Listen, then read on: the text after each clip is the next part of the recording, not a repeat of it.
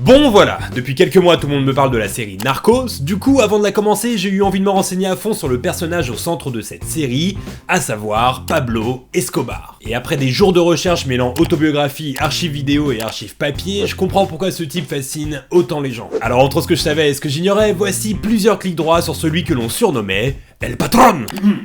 Excuse-moi, mais c'est très raciste de le dire comme ça avec cet accent.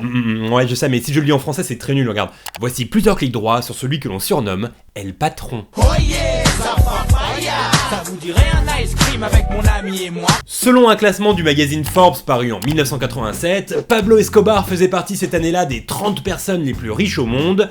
Pourtant, au départ, c'était pas gagné. Pablo Escobar naît le 1er décembre 1949 à Rio Negro en Colombie, dans un milieu plus que modeste, d'un père fermier et d'une mère institutrice. Très vite, il se désintéresse de l'école et commet ses premiers larcins vers l'âge de 13 ans. Il falsifie des tickets de loterie, des diplômes, vole des voitures, des cartouches de cigarettes et même des pierres tombales qu'il revend à des contrebandiers. Son premier gros coup, il le signe quelques années plus tard en kidnappant un riche homme d'affaires et récupère dans cette histoire $100 000 de rançon. Petit à petit, il se fait de plus en plus respecter dans le milieu et à l'âge de 22 ans, il devient officiellement millionnaire. Voilà, si des petits de CM2 m'écoutent, ne reproduisez pas ça, hein, c'est pas le modèle à suivre. Concentrez-vous plutôt sur votre contrôle de main, là, sur les carolingiens.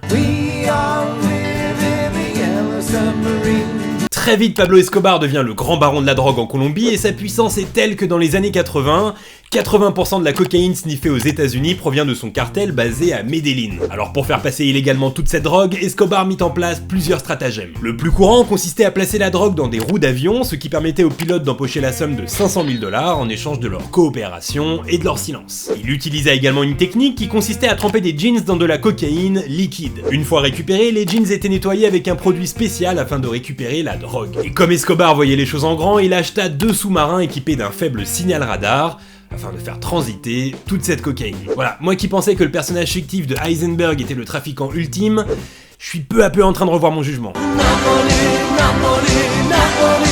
Pablo Escobar voit les choses en grand donc, et cela se matérialise dans ses acquisitions. En 1978, il achète un espace de 20 km² à Puerto Triunfo et en fait son repère principal qu'il nommera la Hacienda Nápoles.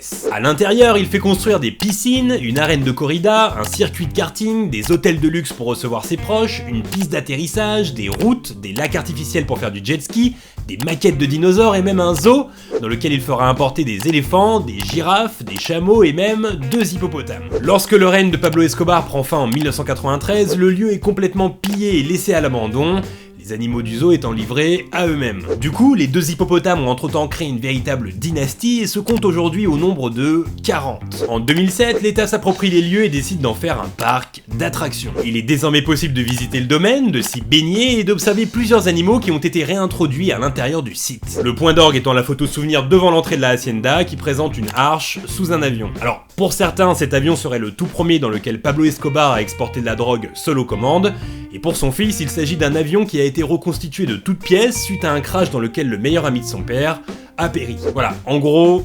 Bienvenue à Jurassic Park. Oh Ratigan! Oh Ratigan! Bon, quand on est blindé comme Pablo Escobar, on doit faire face à des petits soucis qui vont avec. Chaque mois, il accumulait tellement de cash qu'il devait dépenser plus de 2500 $ en élastique afin de trier ses billets. Bon, 2500 $ pour lui, je sais même pas si ça équivaut à 1 centime pour nous, mais le plus gros de ses problèmes ne se situait pas là. Chaque année, plus de 10% de sa fortune s'évaporait à cause des rats. Le cash était souvent entreposé dans des caves et les rongeurs avaient l'habitude de grignoter les billets malgré les précautions prises par Escobar chaque année. Ah oui, au passage, 10% de sa fortune chaque année, ça se chiffrait à plus de 2 milliards $. 2 milliards $ mangés par des rats. Du coup, quand je pense à cette histoire et à celle du fameux rat new-yorkais, je me dis qu'elles savent vivre, ces petites fouines. Qui dit argent de masse dit forcément envie de pouvoir, et à ce niveau-là, Pablo Escobar savait en abuser. À l'intérieur de son Hacienda Nápoles, il avait l'habitude d'organiser des soirées dégoulinantes en compagnie de trafiquants de drogue ou de politiciens corrompus. Les plus belles femmes de Colombie étaient conviées et Pablo Escobar se servait d'elles pour animer ces soirées. Ces dernières participaient à des courses automobiles complètement nues. Les gagnantes pouvaient garder la voiture en guise de prix et les perdantes subissaient quant à elles plusieurs humiliations. Souvent on leur rasait le crâne, on les obligeait à avaler plusieurs insectes ou alors à escalader des arbres encore une fois dénudés, ce qui leur laissait plusieurs blessures aux pieds et sur tout le corps. Et dans les soirées de Pablo Escobar, fallait filer droit. Lors de l'une d'entre elles, un serveur eut la mauvaise idée de voler des couverts en argent avant de se faire griller par un sbire d'Escobar. Les pieds et mains liés, il fut présenté au chef du cartel qui du pied le poussa dans la piscine, le laissant se noyer avant d'annoncer à la foule « Quiconque me volera à nouveau subira le même sort ». J'aurais bien aimé savoir comment tu relances l'ambiance après ça. Pablo Escobar est l'un des pires criminels de l'histoire, mais c'est aussi un papa aimant et lorsqu'on mixe les deux, c'est pas beau à voir. Pour lui, rien n'était trop beau pour sa fille et malgré son statut d'homme le plus craint de Colombie, il avait pour habitude de céder à tous ses caprices. Alors quand elle demanda pour Noël une licorne, Pablo Escobar s'exécuta. Il acheta un cheval et demanda à des chirurgiens locaux de lui greffer un cône sur la tête ainsi que des ailes en plastique. Sa fille fut ravie, le cheval un peu moins. Quelques semaines plus tard, il décéda suite à une infection liée à la greffe. Assurément l'histoire la plus folle et la plus triste de l'histoire de Tabs.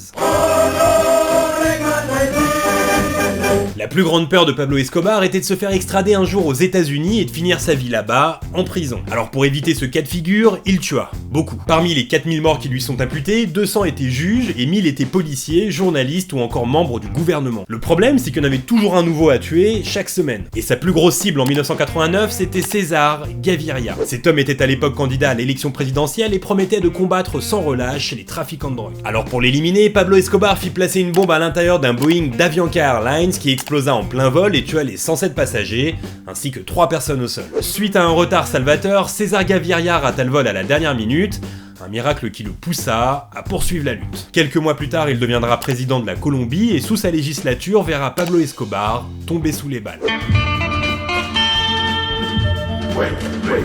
Quand t'es le plus grand baron de la drogue, forcément, les autorités locales, Interpol, la DEA, le FBI et la CIA te traquent en permanence. Du coup, Pablo Escobar avait pris l'habitude de se cacher dans les montagnes de Medellín et changer d'habitation toutes les 48 heures afin d'éviter les délations. Le premier problème, c'est que dans ces montagnes, l'hiver il fait très froid, et le deuxième, c'est qu'à cette époque, sa fille souffrait d'une pneumonie. Alors pour la réchauffer, Pablo Escobar brûla sans pression 2 millions de dollars dans la cheminée afin de faire augmenter la température dans la pièce. Ouais, ça change de tes coups de stress quand tu crois avoir perdu un billet de 5 €. En 1991, Pablo Escobar est de plus en plus acculé et sent venir la possibilité d'une extradition. Alors souhaitant posséder un coup d'avance, il décide de prendre les choses en main en se rendant à la justice. Se rendre, ouais, mais sous certaines conditions. Pablo Escobar s'auto-incarcère dans une prison dont il a dessiné les plans et choisi lui-même les gardes. Cette prison, dont il est le seul prisonnier, est appelée la Cathédrale et possède un terrain de foot, un jacuzzi, des cascades, un bar, une boîte de nuit, un spa et même un casino. À l'intérieur, il a l'habitude de faire entrer n'importe qui, ses amis, sa famille, ses associés et même des prostituées. En gros, Pablo Escobar continue de faire grandir son empire depuis cette prison dorée. Le problème, c'est qu'il oublie vite que c'est censé être une prison. Un jour, il fait torturer et tuer 4 de ses lieutenants pour suspicion de trahison à l'intérieur de la cathédrale. Une fois au courant, le gouvernement colombien décida de le placer dans une prison standard, mais l'information étant arrivée entre-temps dans les oreilles d'Escobar, il eut juste à s'enfuir calmement par la porte de derrière. Ouais, c'est un autre délire la Colombie.